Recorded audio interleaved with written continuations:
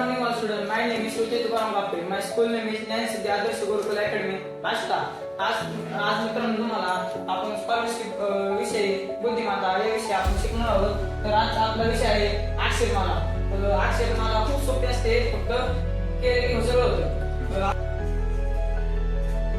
अक्षरमालेतील अक्षरांचा क्रम त्याच्या मूळ क्रमापेक्षा चौपट जास्त आहे, म्हणजे 4 पटीने जास्त आहे. तर असे गृहीत धरले की के व आर या अक्षरांची नवीन क्रमांची बेरीज किती, म्हणजे नवीन त्यांचे चौपट करून बेरीज करायची. प्रश्न असा आहे की अक्षरमालेच्या अक्षरांचा क्रम याच्या मूळ क्रमांपेक्षा चौपट जास्त आहे, म्हणजे 4 पटीने जास्त आहे असे गृहीत धरल्यास के व आर या अक्षरांच्या नवीन क्रमांची बेरीज किती.